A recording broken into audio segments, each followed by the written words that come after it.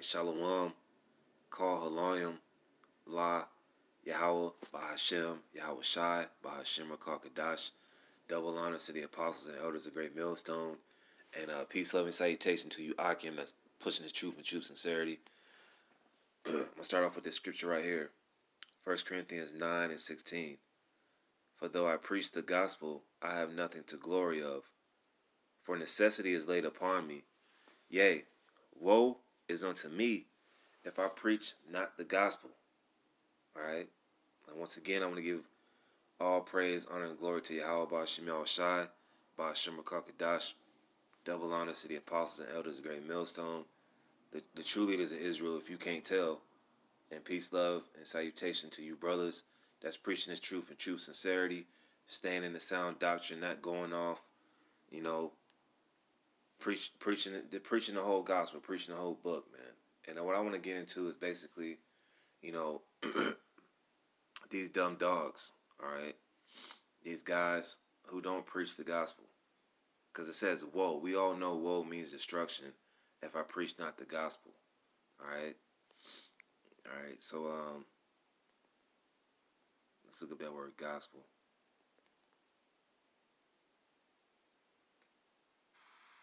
Strong's G 2097, euangelizo. Euangelizo. Euangelizo. It says to bring good news, to announce glad tidings. Used in the Old Testament of any kind of good news, of the joyful tidings of God's kindness, in particular of the messianic blessings. In the New Testament, used especially of the glad tidings of the coming kingdom of the Most High. So, you know, starting from our apostles and elders, we give you the good news. We tell you the coming of the Messiah and the kingdom. All right, but what has to come before that? The destruction of this current setup, because it's not going to be all peace and love in this kingdom, and then all of a sudden it's going to be peace and love. Well, it is going to be peace and love in the kingdom. Don't get me wrong, but all right, things have to transpire, man. It has to be war before there's peace. All right, so we're telling you of the coming of the kingdom. All right, salvation is only for Israel. The name of the Lord is Yahweh, and the Son is Yahweh Shai. Okay? Continuing on, it says, and of the salvation to be obtained in it through so-called Christ, which means Hamashiach, anointed, of what relates to this salvation. Glad tidings are brought to one. One has glad tidings proclaimed to him. All right, to proclaim glad tidings, instruct men concerning the things that pertain to Christian salvation. The Christians are Israelites. Okay, so what I wanted to get into is these other camps, man, because they're not preaching the doctrine. They're not preaching the gospel, man. As you can see, you got RIP dedication videos. I'm just going through the list, man. I'm not going to name names. You already see what it is. You see rap bars and remixes and throwback videos. What is going on with declaring, all right, the gospel, the good news, and what is going to come before, all right, the kingdom of heaven, all right? You know, you see, you got these guys, you know, all they want to do is rap videos, man. You know, as you see here, you know, I'm going to just go to another one, all right? Like I said, these guys are dumb dogs, man, all right? This ain't personal. It's business, man. This is the Lord's business, and it's like these guys are not telling you about the mark of the beast. I don't see one video on here about the RFID chip. All right, I see concerts, you know, debates, getting on YouTube and debating people. That's not part of the gospel, man. That's why apostles and elders don't debate people, man, because it has nothing to do with the gospel. We're to warn you. Do you think somebody that's warning you, saying, hey, we're just going to have this debate at 6 o'clock, you know, I'm going to give you 5 minutes, I'm going to give you 5 minutes, then we're going to give you 10 minutes, then we're going to give you 10 minutes, then we're going to give you 15 minutes, then we're going to give you another 15. No, man, get out the way. That's what we're telling our people, man. The RFID chip is the mark of the beast. I just did a lesson previously, and I'm sure other brothers have did it. All right, about this college student in South Carolina having 4 microchips implanted in his hand, and you have a lot of so-called Negroes, Latinos, and Native Americans that see this, that go to college, and these dumb dogs are warning people, hey, look, don't take the chip. All right. So do you see any prophecy? Do you see any World War III race riots? All right. Do you see any of that with this going on right here, man? No. All right. Let me give you another example. All right. Let's go to this guy, the flavor of the week. All right. This blockhead. All right. You know, he. It's like that R. Kelly song. When a woman is fed up, there's nothing that you can do about it. He's calling us flunkies. But this guy's sitting in his car, lonely and depressed, because all his other guys that fell for that bullcrap doctrine that he was preaching, they left his ass. So now he's in the car, sighing and boo-hooing, but he's calling us flunkies. So there's no warning with this guy. This guy's going totally backwards. Talking about the RFID microchip is not the beast. This nigga can't even spell microchip. He calls it microchip. How dumb can you be? All right, so these are dumb dogs, man. All right, that cashless society is a myth. Cashless just means simply you're using cash less. What is wrong with Jake, man? All right, and let me give you another one, man. Let me just look, man. This guy calls himself a so-called elder. You know, with the fitted and the do-rag on. You know, trying to read the scriptures with the fitted and the do-rag on. I'm not saying names, but you already know who it is. All right, he still hasn't answered the brother Kazak from Mississippi about what the RFID chip, what the mark of the beast is. But he has to make a movie saying, "Oh yeah, we're coming out with a movie, but we're gonna kind of give you what it is and what it isn't." What these are not Watchmen, man. All right, all right. On the set of the movie Karagma, you still haven't answered what Karagma means and what it is today in these modern times. All right. Captain Tazariak, he's, all right, I'm naming names now, excuse me. He's saying he wants to invite all Israelite camps to General Hana's annual Passover. That's not warning the people, man. Okay? So that's just a small example of the dumb dogs. Okay? So I'm going to read this again. 1 Corinthians 9:16. For though I preach the gospel, I have nothing to glory of, because the Lord chose us. Matter of fact, let's get that. This is why Paul probably said what he said through the Spirit, man. All right, John 15 and 16. You have not chosen me, but I have chosen you and ordained you that you should go and bring forth fruit. And these other guys, they're bringing forth rotten fruit, man. It's like if you got fruit that's been sitting in the refrigerator for 6 months, or not even 6 months, man, 3 weeks. You're gonna get that brown mold on the fruit. It's gonna be soggy as a hoe. All right, you're gonna get sick eating it, man. And that's what you get with these other camps, man. Their fruit is rotten, and you're gonna get sick. All right, you're gonna get led to everlasting destruction if you keep listening to these guys, man. And the warning is going out there because we don't have that much time. We don't know. This is what December the 3rd, 2019 year Karagma. And YouTube is finna monetize videos next week. 7 more days. So we don't know how much time we got on YouTube. We'll continue to warn you so-called Negroes, Latinos, and Native Americans, all right, especially the ones that know you're Israelites, man. Stop paying attention to these false doctrines, man. All right? Continuing on, it says, you have not chosen me, but I have chosen you and ordained you that you should go and bring forth fruit, and that your fruit should remain, that whatsoever you shall ask of the Father in my name, he may give it you. All right? So we have nothing to glory of because we have been chosen, man. All right, it's not like we woke up and said, "Oh yeah, I'm gonna start preaching the Bible 4, 5, 6 years ago."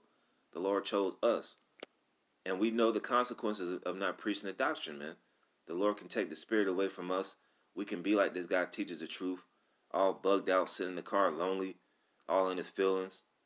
All right, like the brother Abba Abaja said, it's only a matter of time before the Lord takes the name away from this guy, and he starts bugging out even more.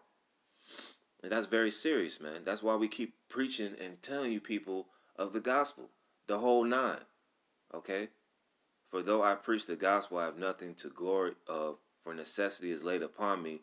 Yea, woe is unto me if I preach not the gospel. Destruction is unto you. All right, we have an obligation to fill. We've already came into this thing knowing what the consequences are, knowing what the blessings are, knowing what the benefits are. So we got to keep continuing to go on to this, man. We got to keep preaching, and preaching goes beyond YouTube. To hell with YouTube and their monetizing videos, man.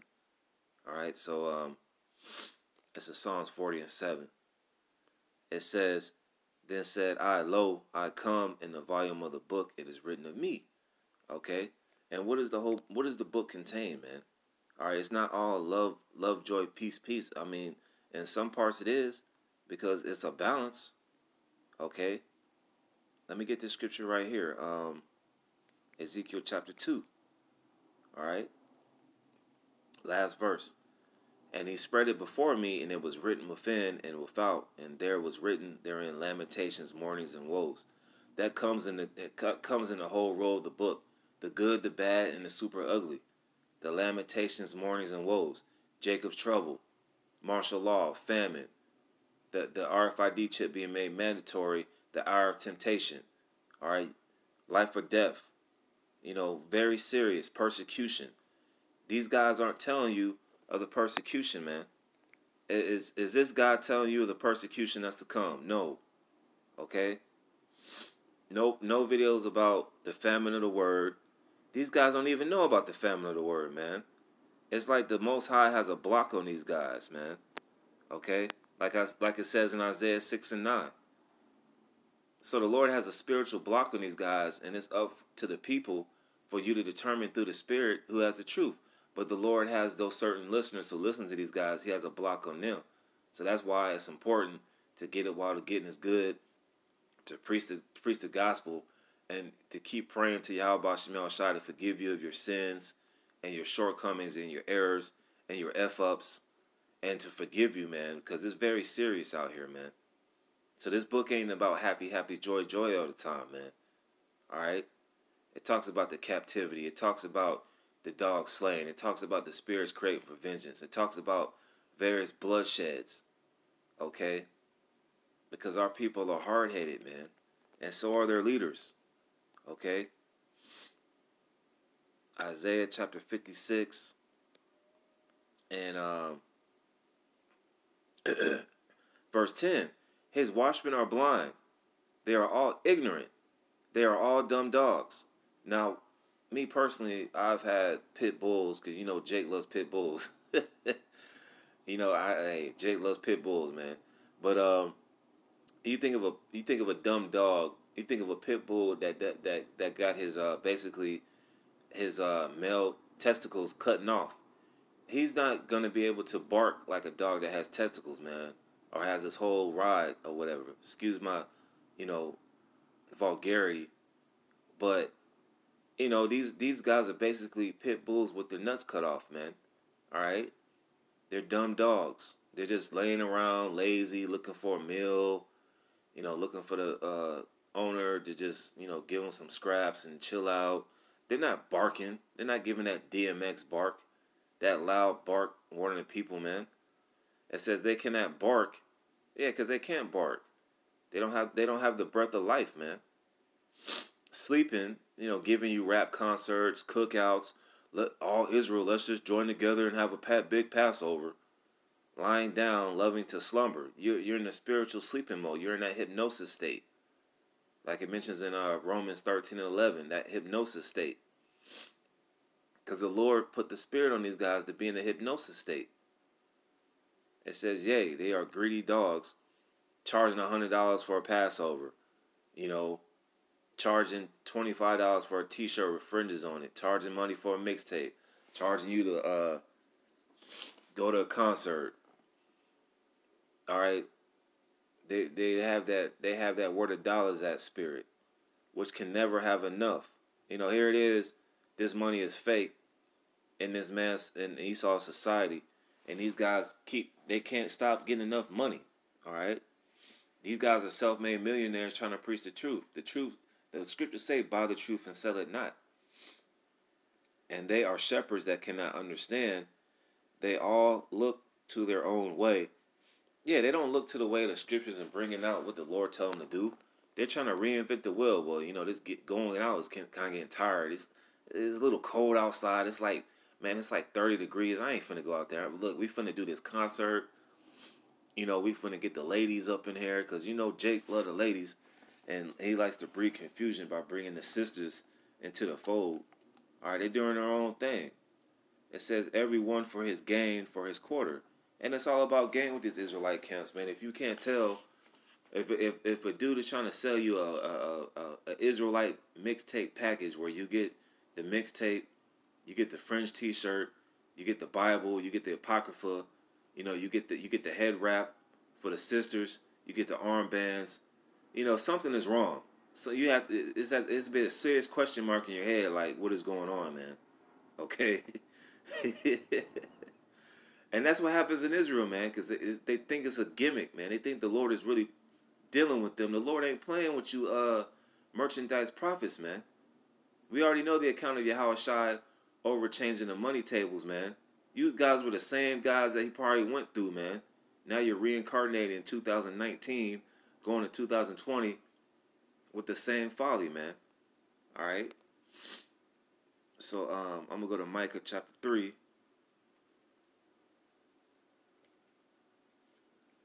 I'm going to start at verse 1. And I said, "Here I pray you, O heads of Jacob, and ye princes of the house of Israel, is it not for you to know judgment, who hate the good and love the evil, who pluck off their skin from off them, and their flesh from off their bones?" See, these guys, they don't give you the whole breath. Okay, according to Ezekiel, the 37th chapter, they just tell you that basically that you're Israelites, and that's basically it. The 12 tribes, if they can get that right. Certain breakdowns, but that's about it. They don't tell you of the destruction of America. They don't tell you about persecution. They don't tell you about the chip. They don't tell you about concentration camps. So they don't know the judgment, man. All right? I'm going to go down to verse 11. It says, "The heads thereof judge for reward, and the priests thereof teach for hire." And these guys are set up. Most of these guys are set up. They're getting paid off. Okay? Preach this. Say the name of the Lord is something different other than Yahweh Bashem Yahushai. And the prophets thereof divine for money. Like I said, according to Micah the 6th chapter, the scant measure, and Micah 6 and 11, I believe, is talking about that Federal Reserve note. The dollar's about to crash. It might be strong right now, but it's about to crash. So why are you accepting Federal Reserve notes knowing that this dollar's about to crash? Yeah, will they lean upon the Lord? No, they're not leaning upon the Lord. They're leaning upon their own belly. And say, "Is not the Lord among us? None evil can come upon us." So they don't think the Lord is going to judge them. All right? And you're seeing that with guys that's popping up, Fopi, teachers of foolery. All right? These different guys, man. All right? They're either agents for Esau or agents for Satan, man. So, that's basically it, man. I'm going to go back to that 1 Corinthians 9. It says,